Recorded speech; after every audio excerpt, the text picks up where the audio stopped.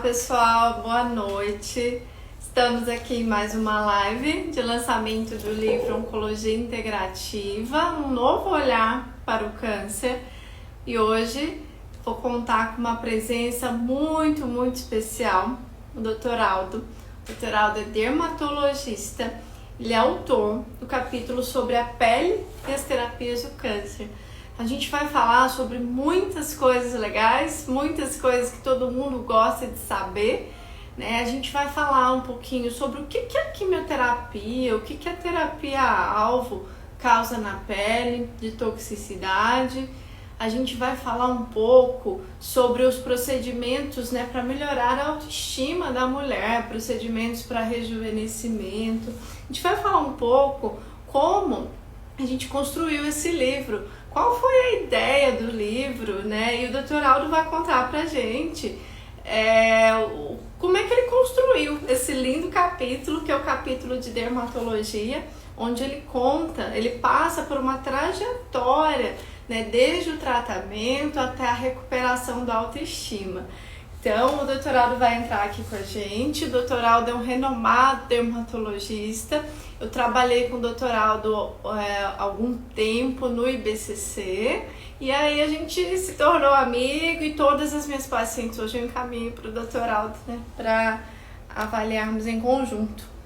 Então, vamos transmitir aqui, Dr. Aldo Toski.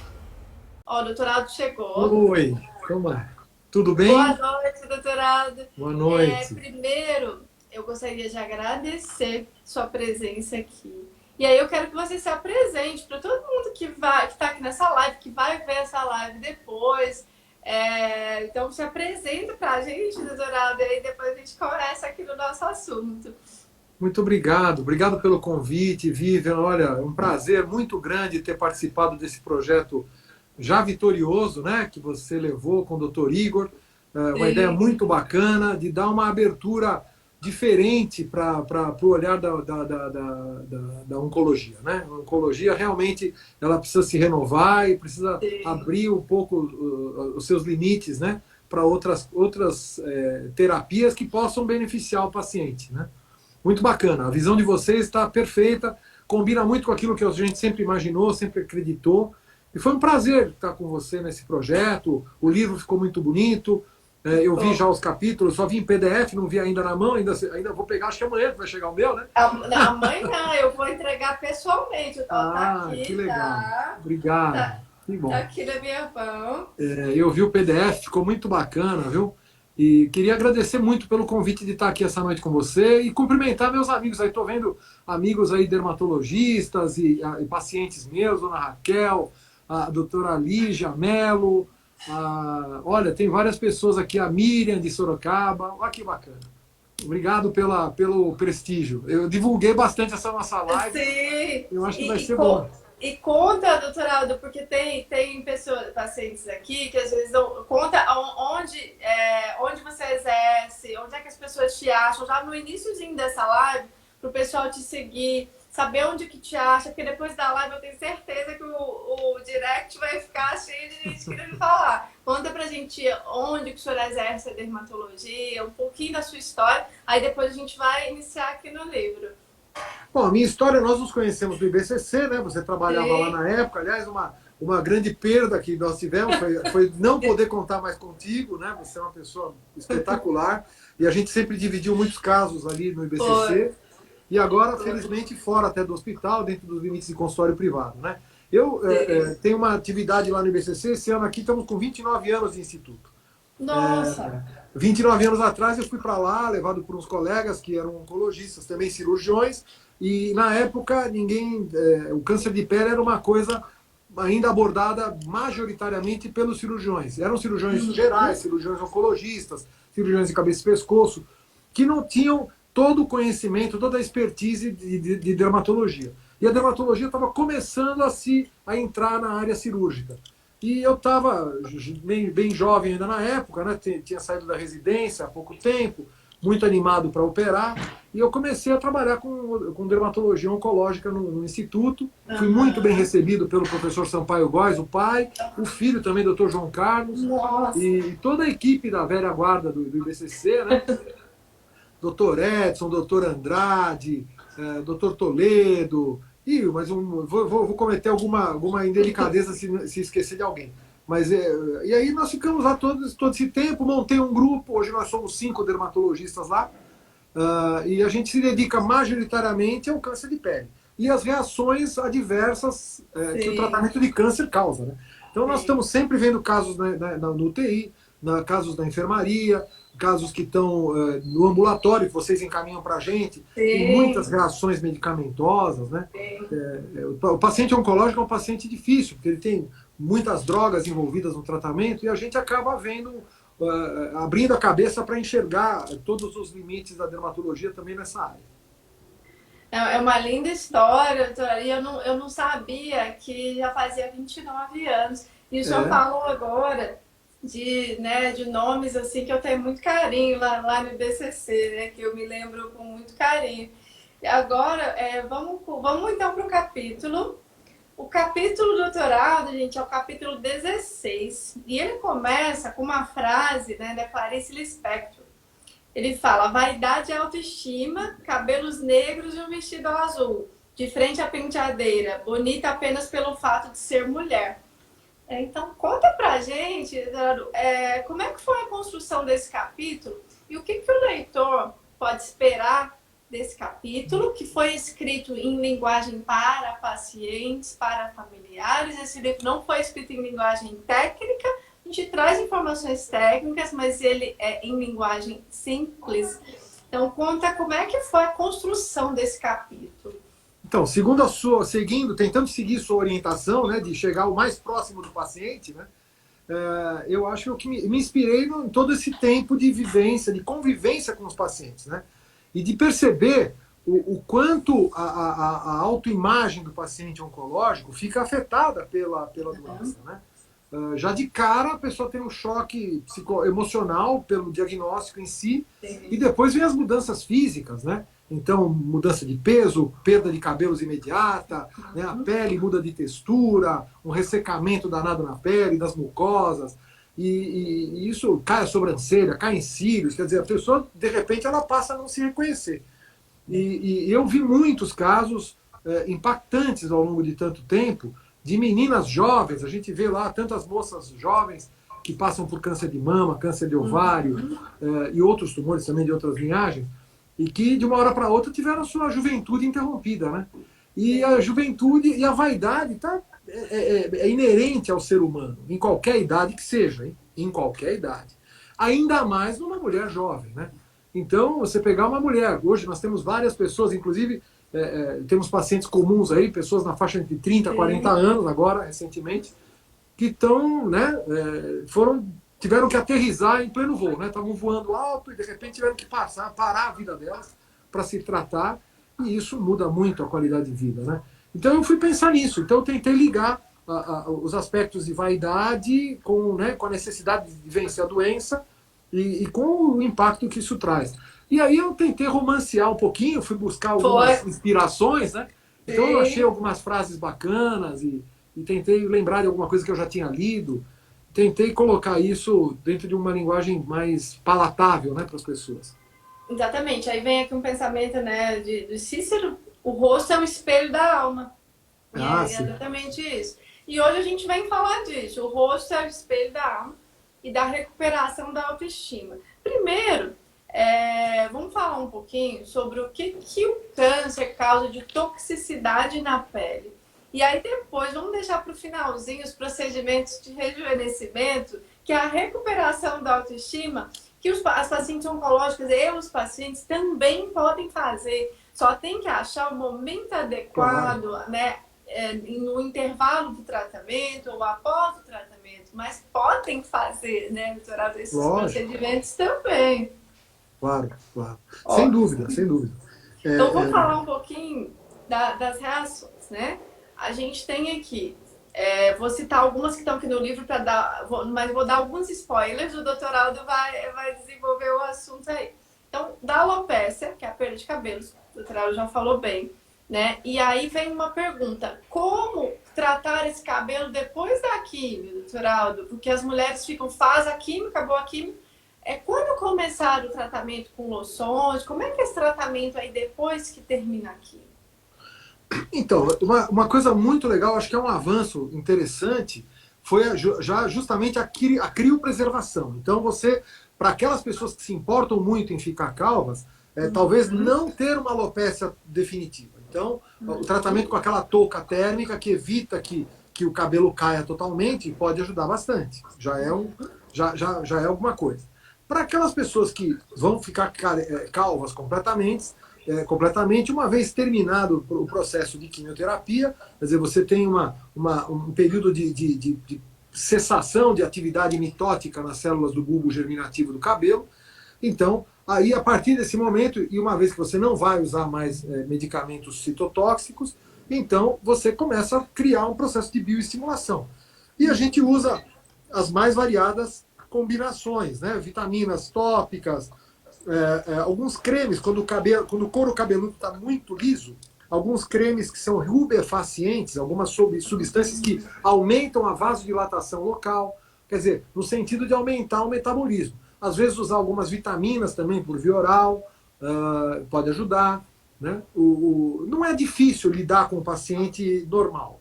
O grande desafio, no meu entendimento, Vivian, são aquelas mulheres que já têm uma tendência à queda de cabelo. Quando a mulher já tem uma tendência para alopecia androgenética, que é muito prevalente, né? É que as coisas se complicam, porque muitas vezes o crescimento do cabelo não se dá da maneira como a gente espera. Tem muitas pessoas que recobram o cabelo até muito mais bonito do que ele era antigamente. Né? É verdade.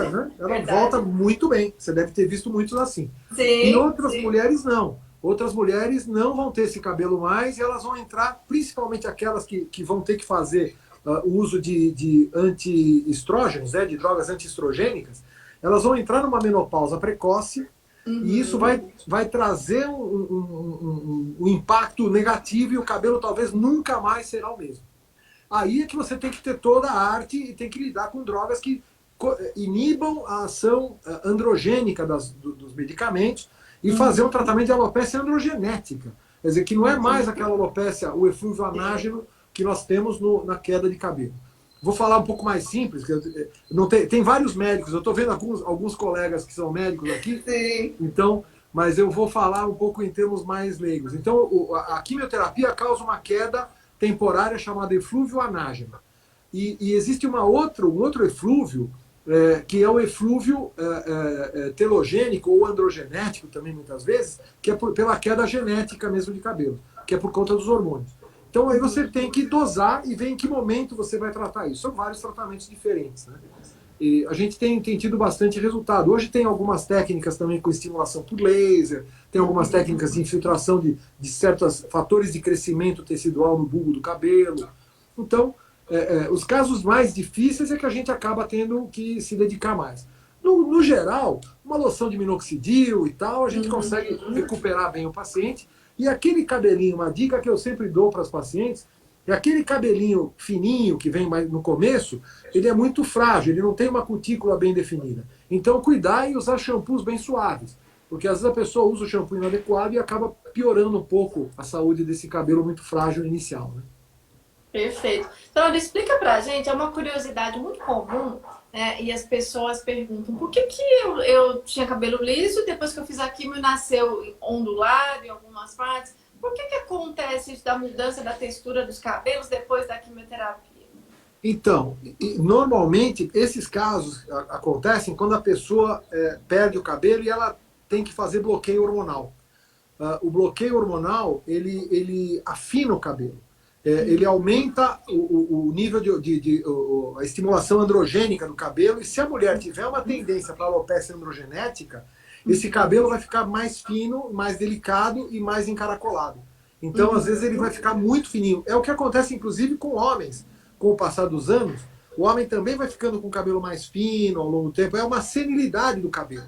O couro cabeludo nunca mais vai sendo o mesmo. Então, a haste do cabelo não consegue mais ter a espessura que ela tinha antigamente. Então, agora, a pessoa jovem, que não tem essa tendência genética e que não está fazendo bloqueio hormonal, muitas vezes o cabelo volta perfeito, até mais bonito às vezes do que era, né? Mas ele volta fininho nas pessoas que têm essa tendência androgenética. Sim.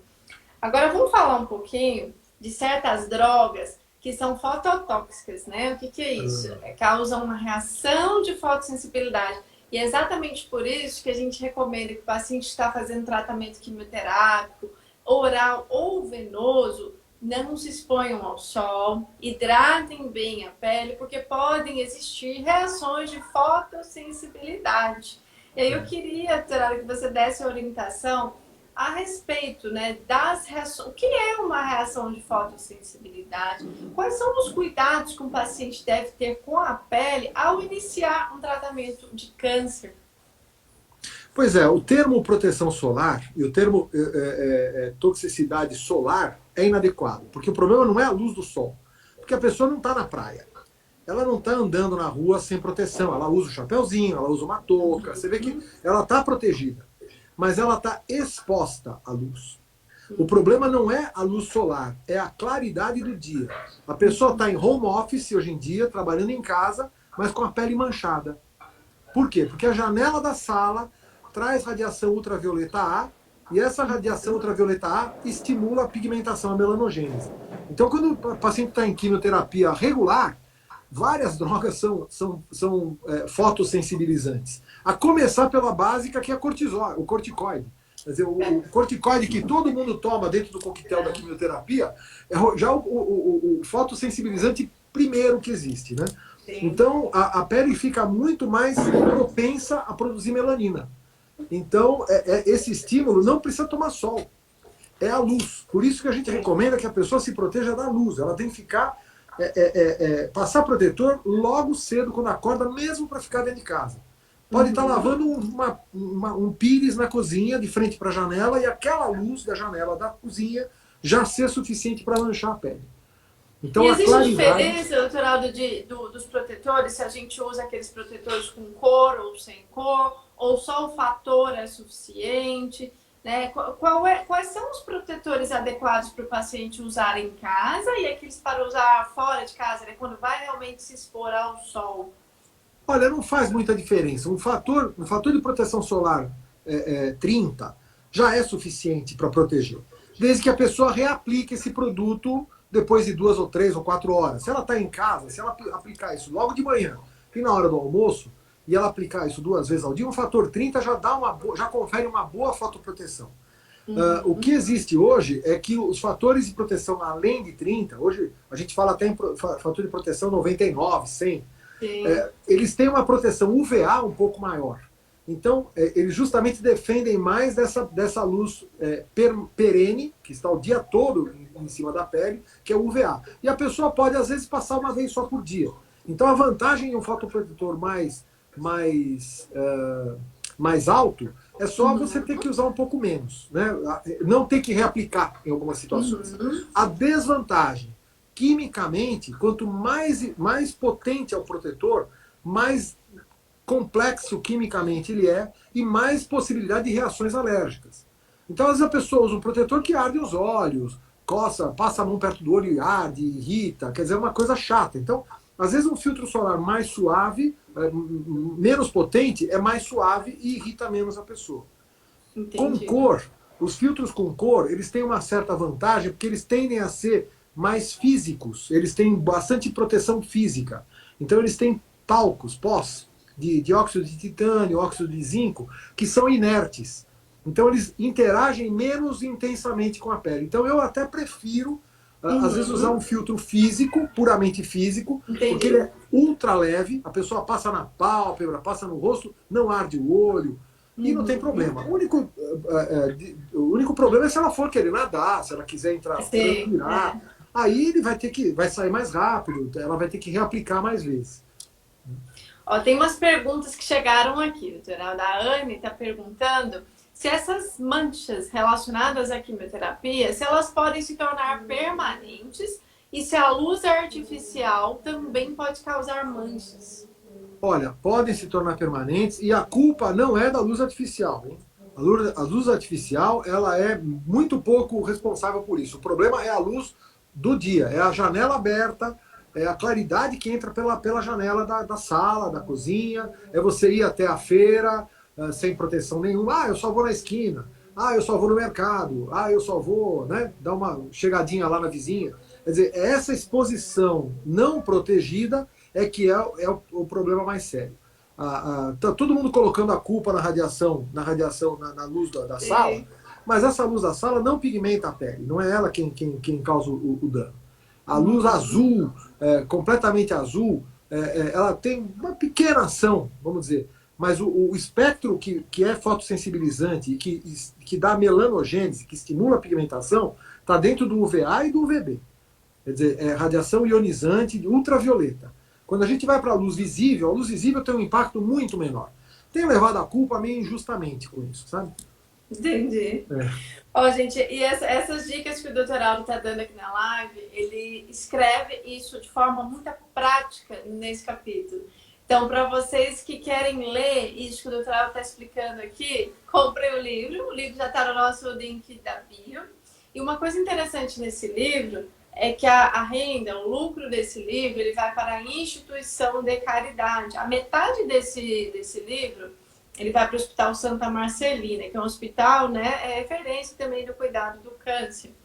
A outra metade do livro, do lucro desse livro, ele vai para um projeto que a Anne está aqui. A Anne também é uma das autoras do livro, ela está aqui com a gente. Oi, Anne. Chama Passando à Frente, né, que é um projeto super legal, onde são distribuídos ursinhos para os pacientes que estão internados nos hospitais, que aquilo simboliza a vida, né? E a Anne pode até falar isso muito melhor do que eu, mas a ideia do livro é exatamente levar essas informações de tanta qualidade que a gente está vendo aqui, informações práticas, porque isso a gente está de forma prática escrito aqui no livro, e que esse livro seja uma bússola, um novo olhar para o câncer, como o Dr. Aldo bem falou no início da live, que a gente precisa desse novo olhar. E a renda desse livro, então, vai para essas duas entidades. Muito legal isso, né? Muito bacana. Muito legal. A história do ursinho, eu gostei muito, eu li também sobre a história dos ursinhos. Sim. É muito bonitinha a iniciativa, né? Muito legal. Sim. E dá uma esperança de uma coisa tão simples, mas que se torna tão significativa para uma pessoa que está internada, às vezes numa situação difícil, né? A gente não imagina. Aquele gesto pode simbolizar muitas coisas, né? E pode Faz até... toda a diferença. Faz toda a diferença. Ó, ele tá falando aqui com a gente. Agora, vamos falar um pouquinho, Geraldo. Tem alguns tratamentos que causam acne, né? Durante a quimioterapia, ou tratamentos também com anticorpos monoclonais, quando a gente vai tratar câncer de colo, ou outros tipos. Como é que a gente vai tratar a acne durante o tratamento do câncer? Pois é, vocês é que inventam um monte de remédios lá. A culpa é deles, não é nossa. Eu fico tentando jogar água gelada na fogueira, mas é difícil. Realmente, as drogas estão cada vez mais eficientes, mas com mais efeitos colaterais, né? Então, erupções acneiformes são muito frequentes. Não é bem uma acne, mas é uma erupção acneiforme. Isso pode acontecer pelas drogas em si e pode acontecer também até pelas próprias alterações hormonais, né? Porque a pessoa começa a entrar numa menopausa precoce e começa a ter uma inversão de hormônios, né? E uma tempestade lá hormonal que vai gerando acne mesmo. A pessoa tem acne de verdade mesmo. Sim. E aí você vai tratando. Se a pessoa já tiver numa fase onde ela está mais liberada, né, para poder usar alguns antibióticos, a gente usa antibióticos, a gente pode dar até o próprio ácido retinóico, o Roacutan também pode ser usado em determinados momentos. Sim, a gente, de repente, eu já tive que usar, mas aí você tem que dar, ele já tem que ter tido uma certa alta, né, do tratamento básico dele, né? Quando ele está em remissão da doença, eu consigo tratar, inclusive, com ácido retinóico. A pele pode voltar mais oleosa mesmo, assim como a calvície pode acontecer em algumas mulheres, a oleosidade e as espinhas podem aparecer. Aquela espinha da mulher adulta, que muitas mulheres têm naquele período pré-menstrual, ela pode começar a ter o mês inteiro. Justamente por quê? Porque ela não tem mais ciclo estrogênico adequado. Então ela começa a ter acne o tempo todo. É o tempo todo em TPM, imagina que inferno. A pessoa fica o tempo todo em TPM e o tempo todo com acne, quer dizer... Não dá. Não. É terrível, viu? É complicado. É por isso que eu encaminho todas as minhas pacientes para vocês. Muito obrigado. Fico muito honrado. Realmente a gente procura ajudar e eu sou muito solidário às pacientes, Sim. mas realmente eu entendo o que acontece, porque isso quando acontece normalmente em alguns dias do mês, no ciclo menstrual normal das mulheres, já é uma tormenta. Imagina isso por anos, né? Quando isso se perpetua e a situação se torna muito constante, realmente fica complicado, né? E existem vários, todos os tratamentos que a gente usa, todo o arsenal para acne convencional pode ser usado no caso do paciente oncológico. É óbvio que, como a pele está mais seca, você tem que customizar a solução e dar um produto que não seja tão que é um ressecado. Então a gente lança a mão de fórmulas manipuladas, às vezes. A gente muda um pouco o teor de óleo da fórmula. Então o potencial de hidratação das fórmulas, sabe? Às vezes, outra coisa importante para se salientar, o próprio ressecamento da quimioterapia, o estado de sequidão, muda o ecossistema cutâneo e a microbiota cutânea muda. Então você passa a ter uma forma de uma bactéria invasiva, uma colonização por um estafilococcus que vai dar um processo de acne e você tem que tratar com antibiótico mesmo, né? Por causa puramente do ressecamento da pele, né? E das alterações imunológicas da pessoa. E aí vem uma outra questão, Tonaldo, que eu sei, tem pacientes que a gente tem um tempo determinado para terminar o tratamento, são aqueles pacientes onde a gente vai fazer as quimioterapias adjuvantes, que dependendo do tratamento vai ser 3, 6 meses, enfim, depois a pessoa terminando o tratamento pode fazer seus procedimentos estéticos, que a gente vai falar aqui normalmente. Porém, a gente tem as pacientes metastáticas, que vão estar em tratamento crônico, em tratamento constante, e nós sabemos que tem procedimentos, exatamente o que o doutor Aldo está falando, que não são seguros para serem feitos em conjunto com a quimioterapia. Como é que a gente faz nesses casos, doutor Aldo? Quando assim, porque existem casos onde eu não posso dar uma pausa do tratamento para fazer o tratamento da pele de forma tranquila. Mas existem casos onde a gente pode deixar o paciente numa manutenção, um tratamento mais tranquilo e cuidar, pensar na autoestima do paciente. Como é que a gente pode fazer essas pausas e ao mesmo tempo cuidar da autoestima de um paciente metastático? Eu sei que é um desafio essa pergunta que eu estou fazendo, mas conta um pouquinho da sua experiência, que é muito grande nisso. Como é que a gente poderia fazer isso? Olha, eu tive uma paciente que me ensinou muito a respeito disso. É uma senhora que conviveu 15 anos com câncer metastático de ovário. E foi uma guerreira, lutou bravamente. Ela teve 15 anos de seguimento de doença. Então, ela fez várias intervenções, várias quimioterapias e tal. E era uma mulher muito bonita, muito vaidosa, muito elegante. E ela vinha caidinha depois das quimioterapias e tal. Chegava no consultório e falou: olha, o oncologista falou que meus leucócitos já voltaram a melhorar. Vamos fazer um botox, vai? E eu vou te dizer que isso deve ter, de alguma maneira, melhorado um pouco a qualidade de vida dela. Não alterou a sobrevida como um todo, mas que, sem dúvida, alterou a qualidade de vida, sim. E eu acho que isso é muito importante. A gente não pode falar de tempo, mas sim de qualidade, né? E eu sou absolutamente rigoroso com relação a isso. Eu não posso correr o risco de contaminar um paciente por um procedimento estético desnecessário, né? não fundamental, sem que ele esteja com uma imunidade razoável. Hoje a gente vê pacientes que ou eles estão completamente imunodeprimidos ou eles estão hiperresponsivos. Quer dizer, se você pensa em imunoterapia hoje, esse paciente está com um resgate linfocitário enorme e ele está fazendo uma super reação linfocitária indesejável e que pode ser muito nociva. Então, uma coisa que não se deve fazer, por exemplo, né, nesses casos, seriam os tratamentos de bioestimulação. Hoje nós temos uma série de tratamentos para estimular colágeno que são muito bons para pessoas normais, para pessoas que estejam com a imunidade ok. Mas se a pessoa tiver com um tratamento de imunobiológico em curso, com aumento de linfócitos T, então ela vai ter uma reação, pode ter uma reação desastrosa. Então a gente não pode sair falando que tudo pode ser feito. Tudo tem que ser feito com muito cuidado. Olhar bem para o status do paciente, ver toda a série branca, eventualmente pedir CD4, CD8 para avaliar bem a função dos helper, né? Dos linfócitos auxiliadores e supressores, né? São, para quem não é médico, são a maneira como o corpo está reagindo, as células de defesa da pele. E estando tudo bem equacionado, você pode fazer um tratamento até de um pouco de preenchedor com ácido hialurônico, você pode fazer uma aplicação de botox, sem muito dano. A única questão é tomar muito cuidado com a asepsia, isso sempre, né? Ainda mais nesses pacientes. Então usar campo estéril no rosto, aplicar degermante esterilizado, quer dizer, esterilizar a área que você vai tratar, quer dizer, tomar todo o cuidado que a gente vai ter numa cirurgia. Porque pode acontecer até uma inoculação de uma micobacteriose. Quer dizer, pensou o paciente fazer um tratamento, essas coisas de mesoterapia, de aplicações de bioestimulantes. Já tem casos em pacientes rígidos de inoculação de micobacterioses. Quer dizer, é um drama. Só falta uma pessoa dessas ainda pegar uma micobacteriose. Né?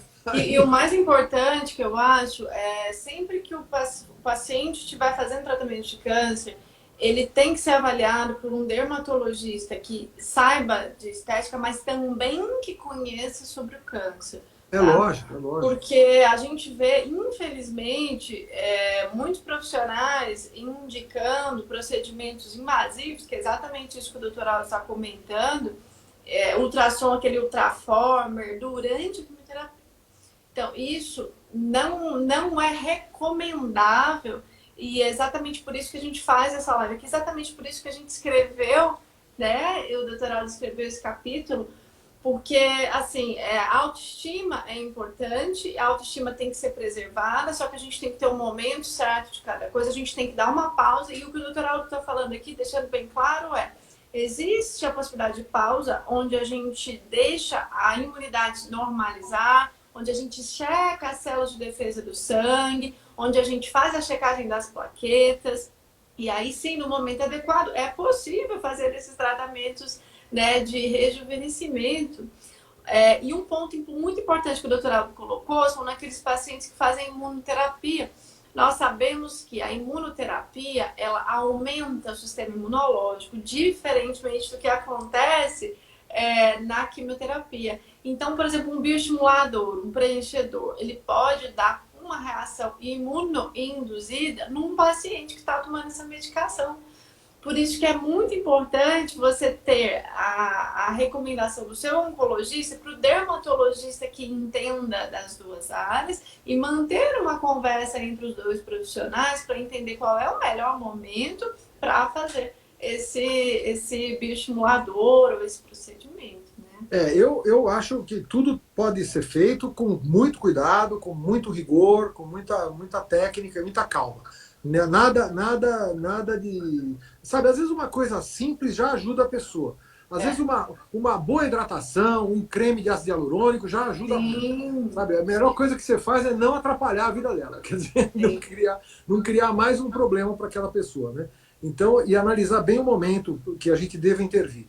É muito legal isso que a gente está falando, acho que serve como alerta. Ainda mais numa época, Vivian, que todo mundo virou dermatologista hoje em dia. Sabe? É verdade. Então, todo mundo agora é dermatologista. Então, eu não sei mais o que é isso, não sei mais qual é o meu papel no mundo mais hoje em dia, porque é complicado, viu? Nossa Senhora. É triste. As pessoas todo mundo entende de tudo. Quer dizer, por exemplo, você falou uma coisa interessante, o ultraformer, né? Em tese, pode não fazer mal o ultraformer. Em tese, pode até não fazer mal. Porém, eu não indicaria ultraformer para alguém que está com uma pele com uma perda de colágeno, porque o ultraformer, se a gente for pensar filosoficamente, ele cria uma necrose de coagulação. Exatamente. Na esmase e na derme. Quer dizer, se eu já tenho uma pele desvitalizada, por que eu vou desvitalizar mais ainda? Quer dizer, ele pressupõe uma desvitalização para depois um processo de reparação tecidual que vai gerar uma fibrose, uma cicatriz. Exatamente. Então é uma pele que vai ficar feia, uma pele que vai ficar mais sem vício. Eu prefiro dar vício, dar vida para a pele. Às vezes você dá um vasodilatador para esse paciente. Tem drogas que têm uma ação vasodilatadora que já fazem um efeito muito bom para a pele. Você sabe que pentoxifilina, para alguns casos, pode dar um efeito excelente, junto com um suplemento proteico. Você pode dar uma revitalização muito boa. Não sabia. Porque, quer dizer, você vai trazer vida para essa pele. Você vai voltar a revitalizar aquelas terminações microvasculares que estão todas fechadas. Quer dizer, todo um dano. Então, se a gente quer fazer bioestimulação, vamos fazer bioestimulação sistêmica. Esses dias mesmo, você me mandou essa paciente aquele quadro de lúpus induzido por droga. Foi. Aquela moça fez uma reação muito estranha, lembra? E eu vi ela teve um lúpus, aquilo eu tenho certeza, vai chegar o exame, aquilo é um lúpus induzido por droga. Ela tem vasculite de extremidade, ela teve uma erupção facial completamente de lúpus. Quer dizer, uma paciente dessa submetida ao tratamento errado, é um desastre. Né? Você vai ter que fazer o quê? Você vai ter que dar corticoide em dose maciça, talvez vá até atrapalhar o tratamento de recuperação dela do câncer. Então, é dureza, né? A gente tem que entender bem. E nós temos casos em conjunto muito interessantes, né, doutora? Você tem mandado alguns que eu vou te contar, viu? Olha, sim. Eu vou fazer um compêndio, é só casos da doutora Vivian. Agora eu vou para algumas outras questões aqui. Tem alguns medicamentos também que a gente usa de terapia alvo-molecular que vão causar rush cutâneo, né? Aquela coceira que o paciente sente, aquele prurido. Tem muitas drogas que vão causar rush cutâneo. E tem também drogas que vão causar paroníquia, que é aquela inflamação ao redor da unha. Fala um pouquinho pra gente dessas duas situações, porque é comum na nossa prática também. São os inibidores de fator de crescimento epidérmico. De tirosinoquinase, a tirosinoquinase. Quer dizer, aquilo faz com que a pele não pare de proliferar. Quer dizer, você vai ter uma inflamação constante, né? Uma proliferação epidérmica constante, e você vai ter toda aquela paroníquia, parece um unheiro, né? Para quem já viu unheiro, né? Que o povo chama isso de unheiro, a pessoa vai tendo aquelas inflamações de cutícula e tal, e muitas vezes aquilo acaba tendo contaminação por bactérias ou não, pode ser até acético, e pode ter uma contaminação às vezes, e você tem que lidar bem com isso. Então tem que tratar com drogas que vão inibir, vão fazer com que frear um pouco essa proliferação. Então a gente tem que lidar muito. Eu gosto muito de alguns antibióticos que a gente usa, doxiciclina, a gente usa também um pouco de corticoide tópico. Aí também tem as micoses oportunistas que acontecem também, que é o diferencial. Quer dizer, a pessoa está lá imunossuprimida, a primeira coisa que ela faz é uma candidose mesmo. Ela pode fazer uma candidose nas mãos, nos pés, né? Então são casos dramáticos, né? Porque a pessoa não anda, começa a ter dor, é muito chato. Mas a gente vai contornando, né? Tem muitos... A Ana Paula está falando que hoje passou em consulta e amou a consulta. Obrigado, Ana. Muito obrigado pela simpatia. Obrigado mesmo. Aqui tem várias pessoas que trabalharam com a gente no BCC. A Rebeca foi residente do BCC, tá aqui. Opa. O Renan estava aqui também. Tem um pessoal perguntando se a live vai ficar salva. E sim, a live vai ficar salva no IGTV. E aí eu queria, Turaldo, porque às vezes o Instagram cai a gente, assim, sem a gente saber. Conta onde é que as pessoas te acham, o seu contato no Instagram, e onde que as pessoas acham no seu consultório também. Conta onde é que o pessoal te acha, para já ficar salvo aqui no meio da live, que a gente vai falar depois novamente. Mas só pra gente não perder. Não, eu trabalho lá no antigo IBCC, que agora é São Camilo Oncologia, né? Agora nós mudamos de bandeira, né? Então, no antigo IBCC, eu trabalho lá fazendo ambulatório toda quarta de manhã, opero segundas-feiras. Lá a gente se dedica muito a esses casos, né? De complicações, né? Complicações farmacológicas e também do próprio tratamento de câncer. Eu opero bastante tumor de pele mesmo, né? Então, os cânceres de nariz, de lábio, de orelha. A gente trabalha muito com face. Eu gosto muito de trabalhar com face. São aqueles carcinomas mais delicadinhos. Então, eu me especializei muito nisso. Gosto muito dessa cirurgia de margens controladas. Então, e além disso, eu trabalho no meu consultório particular, que fica aqui no Jardim Paulista, aqui perto do Parque de Ibirapuera, na Rua Bento de Andrade. O Instagram é esse que está escrito aí, né? Acho que deve estar meu nome, é Dr. Aldo Dermatologista, como as pessoas estão entrando. Então, isso hoje em dia é fácil a gente se encontrar. O mais importante é que, para quem não possa chegar até a gente, eu acho que ela tem que ter uma boa ideia do quem é o perfil do profissional a procurar. Então, procurar alguém que tenha um título de especialista pela Sociedade Brasileira de Dermatologia, né? que seja uma pessoa que tenha alguma experiência também com oncologia, porque hoje, infelizmente, muitos colegas acabam se dedicando somente à estética e esquecendo um pouco da parte clínica. Eu sempre gostei muito da parte clínica, da parte cirúrgica, e a gente faz um pouco de tudo. Eu acho que eu procuro fazer dermatologia de modo mais amplo possível. A dermatologia integrativa, não é isso? Exatamente, exatamente, exatamente. A integração, a dermatologia, ela faz as interfaces muito legais com a imunologia, com a neurologia, com a oncologia, com a imunologia, né, com a psiquiatria, né? Então, aliás, foi o que me levou para a dermatologia, talvez há 35 anos atrás, foi isso. Foi justamente a possibilidade, naquela época tinha, a doença da época era a AIDS, né? Então, a AIDS era o grande desafio. A gente não entendia nada que estava acontecendo, e a imunologia era o grande desafio, né? O que está acontecendo com a imunidade?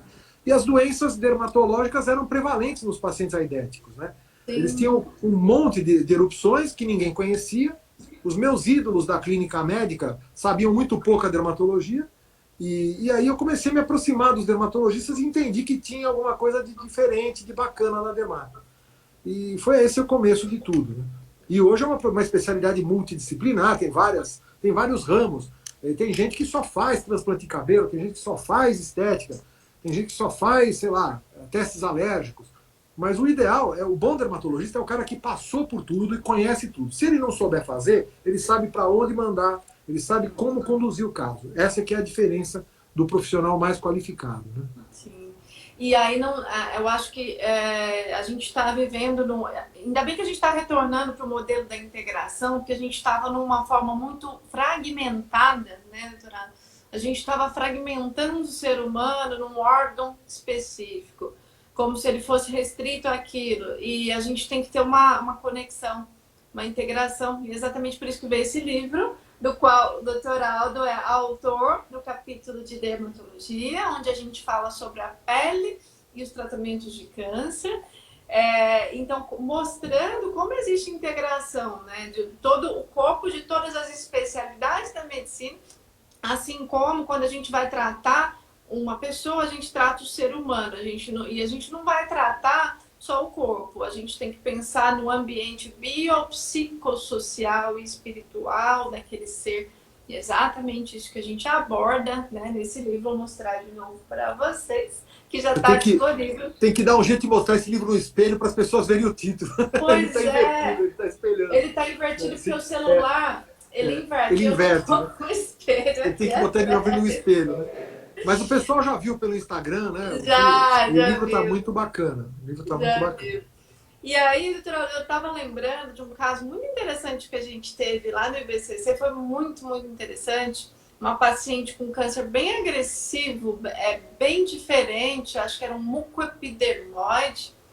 E o carcinoma pegou a pele, né? Deu aquela linfangite cutânea, aquela reação na... Caso muito difícil, muito triste. E aí a gente foi estudar junto, né, aquele caso, e a gente falou, vamos fazer, né, fluoráceo infusional. E a gente teve uma resposta brilhante, né? Não sei se o senhor lembra daquele Inicialmente, caso. sim. Inicialmente, sim. Depois ela parou de responder. E eu perdi contato, mas eu creio que ela tenha evoluído mal. Foi um caso muito agressivo e a doença se estendeu demais. Ela tinha já uma disseminação para a região aqui de toda essa drenagem do pescoço. E foi um caso muito difícil. Ali tinha um componente, não sei qual era o componente, porque era algum componente que o fluoracil não pegava. Inicialmente até a gente sentiu uma melhora. Depois eu segui essa paciente durante uns 3, 4 meses. Foi justamente quando você saiu e passou um outro colega a conduzir, mas acabamos não tendo um resultado tão bom. Mas são coisas que são possíveis. Tem drogas hoje que talvez ela pudesse ter usado, se a gente pensasse no Cepilimab, talvez a gente pudesse ter tido alguma resposta com ela.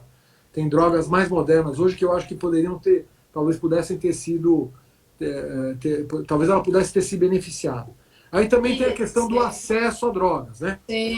Sim, o Semiplimab, né? Hoje em dia a gente tem essa disponibilidade, mas só via convênios. É um anticorpo monoclonal, né? CTLA4, que a gente fala.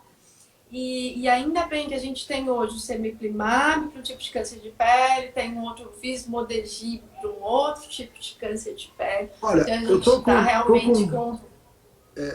desculpa, Pode desculpa. falar, Tereza. Não, tô com 2 casos de Vismodegib muito bons lá. Os 2 com remissão praticamente total. É É incrível. muito legal, Vismodegib. 2 carcinomas, carcinomas basocelulares. E a resposta foi brilhante. Foi muito, muito boa. Com efeitos colaterais, mas uma resposta brilhante. Ó, e agora, vamos lá, eu vou. Aqui, ó, tem uma frase também que você colocou aqui no capítulo, que fala assim, ó, sobre a perda dos cabelos. Nem 10 parelhas de boi nos puxam com a mesma força com que os cabelos, com que o fazem os cabelos de uma mulher. Eu achei essa frase muito interessante. Eu fui achando algumas coisas assim que me inspiraram, né? Foi o meu momento poético. Sim, muito interessante. Ficou, assim, ficou incrível. Tá muito completo. E eu quero dar esses spoilers para chamar a atenção, né, do pessoal que está aqui para conversar sobre o livro mesmo. E aqui fala, existem dicas bem práticas, né, de como cuidar da pele durante o tratamento de câncer. E aqui é bem claro, né, limpar, tonificar, hidratar, nutrir ou tratar e proteger. Conta pra gente esses passos, que são passos básicos, que a pessoa que está fazendo o tratamento de câncer, assim como aquela que não está, se fizer esse processo, vai ficar com uma pele saudável, mesmo durante a quimioterapia. Conta pra gente desses passos. Isso é o que todo mundo deve fazer. Quer dizer, tem uma sequência. Você lava, tonifica. Às vezes não precisa tonificar. A tonificação é meio questionável, né? Tonificação ou hidratação. Lavar, tonificar, hidratar, nutrir e tratar. Nutrir e tratar, ou então usar o protetor solar. Quer dizer, quando você vai usar o protetor solar, a gente imagina o protetor solar como um tratamento diário. E o protetor é o último a chegar de manhã. Então, você acordou, lavou, hidratou, né? E depois passa o protetor solar. Se for à noite, ela vai passar o protetor solar, vai lavar o rosto, tirar a maquiagem toda, vai passar um hidratante, vai passar um creme nutritivo e depois, às vezes, até um remédio. Quando a gente usa o medicamento na pele, o medicamento, para ser mais bem absorvido, ele tem que ser aplicado sobre uma pele previamente hidratada. Então, isso faz diferença, inclusive, na biodisponibilidade da droga. Quer dizer, se eu colocar uma droga sobre uma pele desidratada, provavelmente ela não vai permear as camadas mais baixas da epiderme. Ela não vai chegar na derme superficial, quer dizer, ela não vai se concentrar na quantidade boa. Então, o tratamento e a proteção são sempre os últimos a se fazer. E antes a gente limpa e hidrata. Né? São os passos básicos de qualquer rotina de skincare. Incrível. E está aqui, tá, gente, de forma bem prática aqui. Né? Agora vamos falar um pouquinho, doutor Aldo, sobre cremes ou ceras depilatórios para depilação facial ou áreas íntimas, que é uma preocupação inicial. Como é que a gente aborda isso? Qual é o método adequado para depilação durante a quimioterapia? Como é que as mulheres podem fazer nesse período? Bom, se a pessoa ainda tiver pelos nessa região, né? Sim. E a Porque hora pode que ocorrer, né? Tem quimioterapias que não vão não causar cai pelo. alopecia. Isso, exatamente. Se ela estiver fazendo uma droga que não causa alopecia, ela vai continuar se depilando. Então, o ideal, no meu entendimento, é que a pessoa...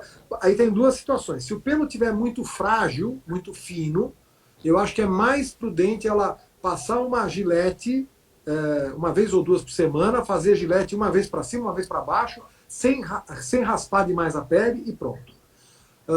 Por quê? Porque se o pelo está muito fino e você arranca esse pelo com a raiz, se você puxa ele pela base, ele vai se desconectar no bulbo. Quando ele voltar a crescer, como ele está fininho, ele vai encravar. Então vai aumentar muito o encravamento. Entendi. Então, se o pelo está muito grosso, muito saudável, a pessoa está acostumada a fazer depilação com cera, ok. O problema da cera, às vezes, é que principalmente a cera quente, ela pode machucar, queimar e escurecer mais a pele ainda.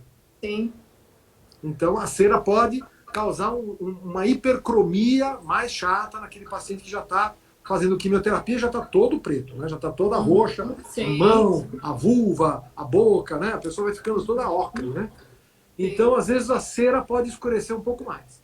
Então, eu dou uma certa preferência para métodos menos quentes e mais frios, né? E que não arranquem pela base. Porque o encravamento é a pior coisa que pode acontecer.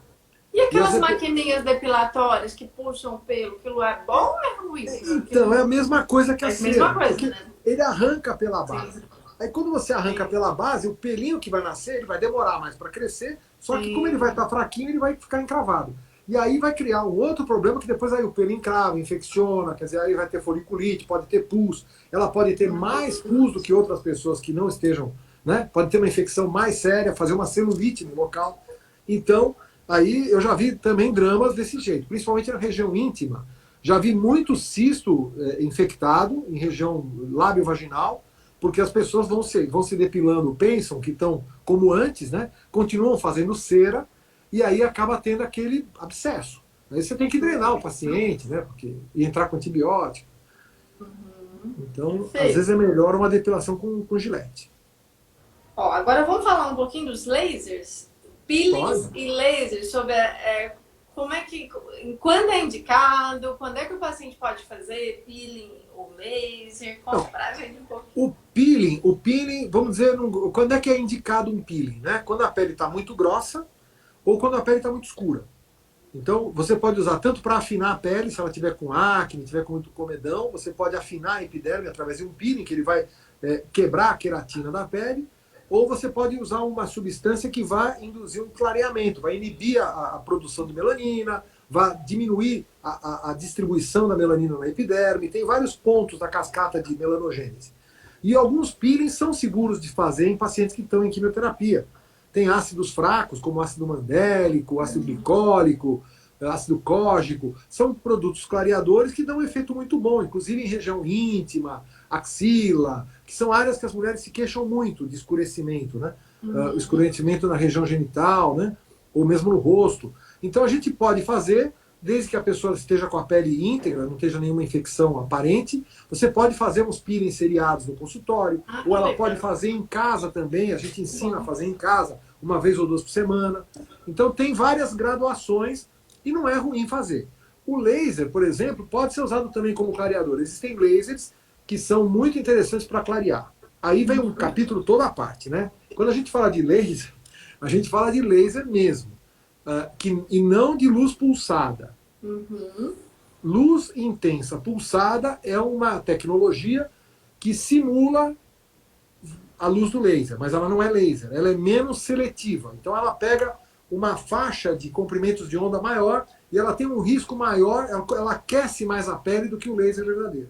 Então ela tem um risco maior de fazer uma hipercromia pós-inflamatória. Então quem está fazendo químio, quem está com a pele muito manchada, deve fugir de luz pulsada. E de laser de CO2, que é um laser também terrível para manchar a pele. Então existem lasers que são mais tranquilos, que eles não agridem tanto a pele, eles vão proteger a epiderme. Quanto mais você machuca a epiderme, mais você libera fatores de inflamação epidérmicos que vão estimular a melanogênese. Então, quanto mais você deixar essa epiderme relaxada, tranquila e pouco ativa, melhor. O ideal é usar um laser que ele vai agir da epiderme e na derme, que vai pegar a parte mais baixa da epiderme e a derme, no pigmento que está mais interno. Aí você consegue um resultado. Existem lasers muito bons para pigmento, que você pode usar, e também para bioestimulação. Às vezes, o paciente que está muito abatido, está com a pele muito flácida, você não pode fazer um bioestimulante, você pode induzir uma bioestimulação com luz. Então hoje existem tecnologias que fazem isso e que você pode fazer com certa segurança. Voltando, desde que o paciente não esteja usando aqueles fatores de crescimento, aquelas drogas imunobiológicas. Porque os imunobiológicos são meio complicados em várias situações. Os lasers podem ser usados sim. A gente usa uma tecnologia chamada Fotona, que é uma plataforma com muitas possibilidades. E uma outra chamada laser frio nanopulsado, o RevLight, que é um laser para tatuagens, inclusive. Que a gente usa, ele ajuda a tirar pigmento. Ele vai bombardear, sem gerar muito calor, ele vai bombardear o pigmento que está na parte mais interna da pele. Isso é muito útil para clarear a pele sem machucar mais. Porque... E durante a quimioterapia eu tenho segurança. Se for uma quimioterapia comum, doutorado, sem imunoterapia associada, eu tenho a segurança de usar esse laser, o fotona, ou fazer esse peeling durante a quimio, ou não? Melhor esperar um tempo? Até daria para fazer. Mas eu acho assim, normalmente o paciente não está em busca disso. Eu acho que a gente deve intervir o mínimo nessa hora. Eu acho que a gente deve apoiar e fazer medidas mais clínicas. E uma vez terminada a quimioterapia, porque a menos que o paciente, veja, são dois pacientes, são aqueles que você vai fazer uma quimioterapia, né, objetiva e pronto. E agora, aqueles que vão voltar com vários protocolos, que vão ter que fazer, né?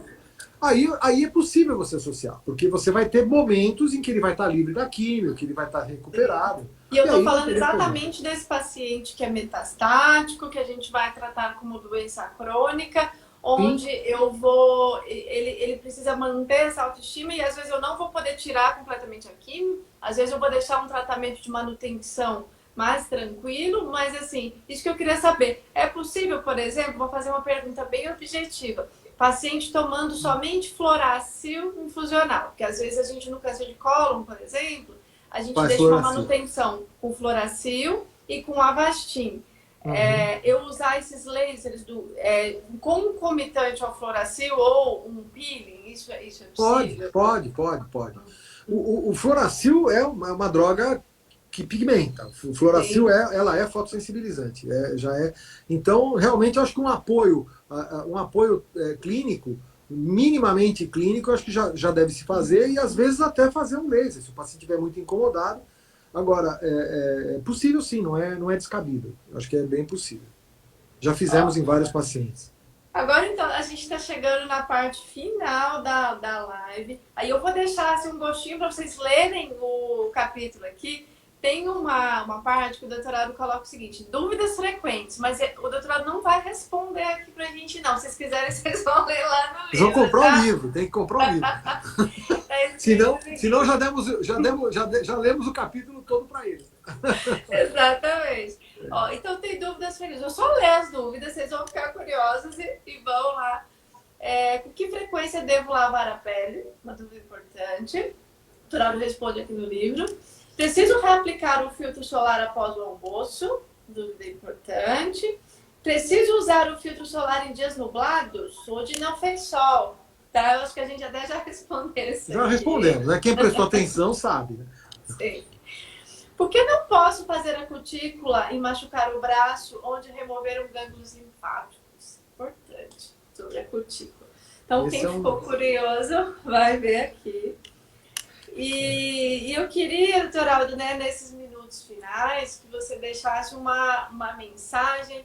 O que te inspira a tratar os pacientes oncológicos? O que te inspirou a dizer sim a um convite de um projeto? Assim, na primeira hora que eu apresentei o projeto, até falou, mas eu quero contribuir, eu quero escrever. O que te inspira hoje, após 29 anos, né, estando numa instituição que cuida de câncer? Qual é a sua inspiração hoje? O que te chamou a atenção nesse projeto? E como é que a gente pode ajudar as pessoas com câncer, né, a levar um pouco mais de alegria, de leveza e autoestima? Né? Eu queria isso como mensagem final aqui da nossa live. Olha, você não tinha pensado em fazer dermatologia, não tinha capítulo de dermatologia. Você estava fechando seu livro, eu fui o último a entrar. Eu me convidei. Verdade. Não é? Eu acho que eu me convidei. Eu acho que eu falei, como? Você não vai falar de pele? Imagina. Porque foi um dia que eu te liguei, né, Torada? A gente estava conversando sobre algum outro assunto e eu contei do projeto. Isso, exato. Exatamente. Falei, eu praticamente me convidei. Falei, precisa ter pele, tem que ter dermatologia. Como é que não vai ter, né? Não, mas realmente, porque... Não, é porque, olha, eu tô lá há tanto tempo, eu atendi tantas pessoas já com problemas assim, né, dermatológicos, durante o tratamento oncológico, e eu vi o quanto isso foi importante para eles, né? Foi muito importante. Eu senti, e já ouvi muitos agradecimentos de vários pacientes por conta disso, porque eles estavam perdidos, porque todo mundo dá uma receitinha. Todo mundo. Quer dizer, hoje em dia, aquilo que a gente estava falando, né? Todo mundo virou dermatologista. Então, infelizmente, tem que ter, na equipe multidisciplinar, tem que ter um dermatologista. Lá no hospital, a gente sempre participou, procuramos participar, e acho que a gente trouxe esse benefício. Isso foi muito gratificante. Eu acho que eu me tornei um sujeito mais sensível, mais humano. Eu acho que isso só me trouxe benefício, sabe? Toda a minha carreira profissional foi muito impactada, muito, pelo atendimento de pacientes oncológicos. Isso me trouxe um bem que é inestimável. Eu não saio de lá quando me mandarem embora, né? Se me mandarem embora, porque eu gosto, né? Então, assim, eu acho que isso foi muito bom, é bom para as pessoas e é importante que as pessoas comecem a... Eu acho que isso divulga também o trabalho da gente, como classe, porque o dermatologista era sempre visto como médico de superfície, o cara que não estava no hospital, nunca se encontra um dermatologista. Acho que um dos poucos dermatologistas, passo visita de sábado à noite no hospital, vou visitar paciente sábado à noite na UTI, domingo. Então, os meus colegas, logicamente, não é culpa de ninguém, mas vamos dizer, a tradição da dermatologia nunca foi essa, né? De viver o hospital. E eu tenho uma frase que eu sempre gosto de falar, que eu falo, o hospital é o habitat do médico, sabe? Eu acho que o médico, ele cresce só quando ele está junto de outros médicos, junto dos pacientes, junto de várias pessoas pensando junto. Eu acho que você cresce muito como profissional. O consultório emburrece. Você fica com uma casuística muito limitada e lá tudo dá certo porque você está dentro do seu terreno. Então é tudo muito previsível. Então o legal é a gente estar no hospital para poder abrir os limites, a cabeça. E para mim foi muito bom. Eu procurei levar pessoas que também pensam assim. E é isso que me motiva. Eu espero ter deixado um legado lá para colegas que estão lá mais jovens, que estão lá comigo e que gostam de medicina, além da dermatologia, né? E dermatologia é isso, é medicina, né? É clínica médica. Com certeza, Gerardo. O senhor está deixando um legado, assim, sem dúvida. E realmente isso que me chamava a atenção. E eu falava, gente, eu preciso discutir esse caso com o doutor Aldo. E cada vez mais a gente discutir os casos juntos, por ver realmente essa parceria, por ver que realmente, né, não é uma medicina de superfície, por querer entender mais a fisiologia, o diagnóstico diferencial e a magia do diagnóstico diferencial que a gente tem. Né? E aí, quando mando as pacientes, né, para você ver aqueles diagnósticos diferenciais, eu falo, gente, mas eu lembro disso só no livro. Então, essa é a magia, é a arte da medicina. E mesmo agora não estando mais no mesmo ambiente físico, né, a gente continua com essa troca de experiências, né, querendo desvendar aí os pacientes e levar cada vez mais qualidade de vida e esperança para as pessoas. A missão do médico é essa, sabe? Nós, como médicos, nós temos essa missão, sabe? Isso é o ponto primordial de todo médico, tem que ser.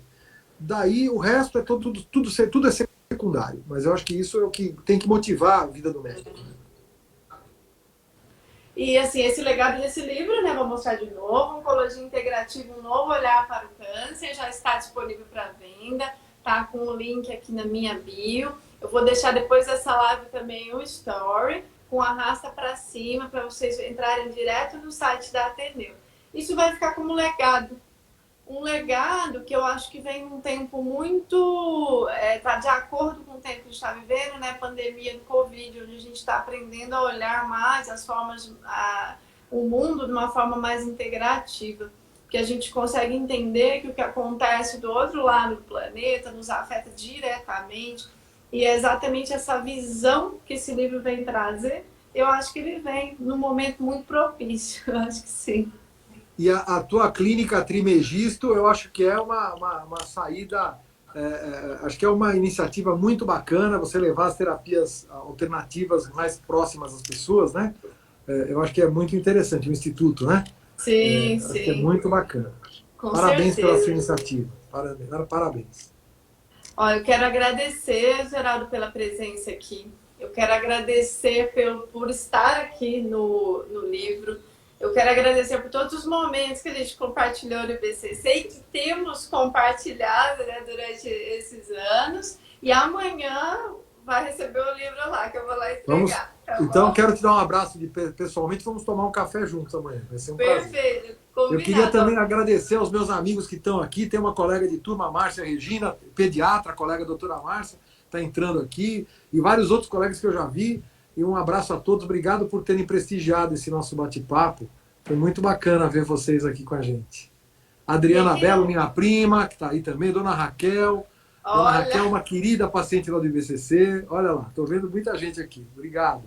E quem não conseguiu entrar no começo, essa live vai ficar gravada no IGTV. É só entrar lá no IGTV, vai estar lá gravada. Porque às vezes tem gente... E aí pode marcar as pessoas que não viu, marca as pessoas aqui na live, tá bom? Porque às vezes você pegou no meio, vai estar lá gravado. Eu vou terminando aqui, já vou deixar lá gravado. Então tá bom, boa noite, né? Um ótimo fim de noite para vocês. Essa live foi maravilhosa, todo mundo aqui elogiando e obrigado. É isso, gratidão. Até a próxima. Eu que agradeço, viu? Obrigado, Vivian, pelo prestígio. Muito, muito bacana estar com você hoje e com todos os seus amigos aí, também, seus pacientes. Obrigado. Até, pessoal. Boa noite a todos, hein? Tchau.